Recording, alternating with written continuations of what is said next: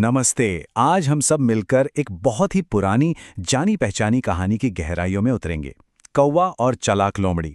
अरे ये वो कहानी है जो हमें चापलूसी मतलब झूठी तारीफ और घमंड के बारे में एक बड़ा जरूरी सबक सिखाती है। तो चलिए इस पूरी बातचीत को एक सवाल से शुरू करते हैं। कभी सोचा है झूठी तारीफ आखिर कितनी खतरनाक हो सकती है?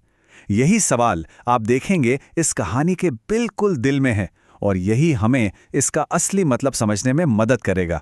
तो सबसे पहले कहानी का एक छोटा सा परिचय हो जाए, मतलब सीन सेट करते हैं उस क्लासिक टकराव के लिए जो इन दो किरदारों के बीच सदियों से सुनाया जा रहा है। अब देखिए ये कहानी ना दिखने में बड़ी सीधी सादी है, पर सच कहूं तो इसकी यही सादगी ही इसकी असली ताकत है। ये हमें मैनिपुलेशन यानी किसी को अपनी बातों में फंसाने और घमंड के बारे में एक बहुत ही पावरफुल सबक देती है। मतलब कैसे तारीफ सुनने की चाहत किसी की भी सोचने समझने की शक्ति पे पर्दा डाल सकती है। चलिए अब कहानी के पहले हिस्से पर आते हैं, कौवा और रोटी। यहीं पर हमारी कहानी के मेन कैरेक्टर से मुलाकात होगी और उस चीज से भी जो इस पूरे झगड़े की जड़ बनेगी। तो होता यूं है कि एक कौवे को कहीं से रोटी का एक टुकड़ा मिल जाता है। वो उसे अपनी चोंच में दबाकर उड़ता है और एक ऊंचे से पेड़ की डाल पर जाकर बैठ जाता है। अपने खाने को देखकर बहुत खुश है, एकदम सेफ फील कर रहा है, भाई उसके पास कुछ कीमती है। और ठीक उसी वक्त नीचे से एक चालाक लोमड़ी गुजर रही होती है। उसकी नजर सीधे कौवे के मुंह में दबी रोटी पर पड़ती है। बस देखते ही उसके मन में लालच जाग जाता है। वो तय कर लेती है कि कुछ भी हो जाए ये रोटी तो लेकर ही रहनी है। और यहीं से कहानी का असली खेल शुरू होता है।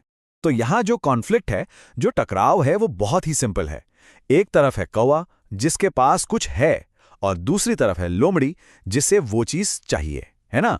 ये बस चाहतों की एक सीधी सी टक्कर है। एक के पास जो है वो दूसरे को चाहिए। तो अब देखते हैं लोमड़ी का प्लान क्या है, उसकी स्ट्रैटेजी। और वो है मीठी मीठी बातें। जी हां, ये कहानी का वो हिस्सा है जहां शब्दों को एक हथियार की तरह इस्तेमाल किया जाएगा। लोमड़ी जो तरीका अपनाती है उसे हम कहते हैं चापलूसी, मतलब झूठी तारीफ। ये वो तारीफ होती है जो हद से ज्यादा हो, जिसमें सच्चाई ना हो और जो अक्सर अपना कोई काम निकलवाने के लिए की जाए।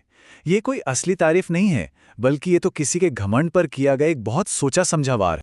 तो लोमड़ी अपनी चाल शुरू करती है और कहती है, अरे कौवे भाई, तुम कितने सुंदर लग रहे हो। देखिए ये एक बहुत ही सामान्य सी तारीफ लगती है ना? लेकिन यही उसका पहला दाव है। इसी से वो कौवे का ध्यान अपनी तरफ खींचती है और उसे स्पेशल फील कराती है। फिर वो एक कदम और आगे बढ़ती है। वो और भी डिटेल में जाती है। तुम्हारे पंख तो देखो कितने चमकदार हैं। इससे क्या होता है, उसकी तारीफ और ज्यादा असली लगने लगती है, जैसे उसने वाकई गौर किया हो। वो धीरे धीरे, बहुत धीरे धीरे कौवे के घमंड को और बढ़ा रही है। उसे यकीन दिला रही है कि भाई तुम तो वाकई बहुत खास हो। और अब आता है उसका फाइनल मूव, जाल का सबसे जरूरी हिस्सा। वो कहती है, और अगर तुम्हारी आवाज भी इतनी ही प्यारी निकली तब तो तुम इस जंगल के सबसे बेहतरीन गायक कहलाओगे। देखा, यहां लोमड़ी ने बड़ी चालाकी से कौवे के घमंड को एक चैलेंज दे दिया। अब तो कौवे के लिए यह साबित करना ही पड़ेगा कि उसकी आवाज भी उतनी ही अच्छी है। और बस अब हम कहानी के उस मोड़ पर आ गए हैं जहां कौवे से एक बहुत बड़ी गलती हो जाती है। ये कहानी का क्लाइमैक्स है, वो एक पल की कमजोरी जो सब कुछ बदल कर रख देगी। अपनी इतनी तारीफ सुनकर कौवा तो बस खुशी और घमंड में फूल जाता है। वो इतना खो जाता है कि उसकी अक्ल पर पर्दा पड़ जाता है। वो ये तक भूल जाता है कि उसकी चोंच में रोटी का टुकड़ा है और बस वो अपनी आवाज का जादू दिखाने का फैसला कर लेता है। तो आखिर ये हुआ कैसे? चलिए स्टेप बाय स्टेप देखते हैं। पहला, उसने झूठी तारीफ सुनी।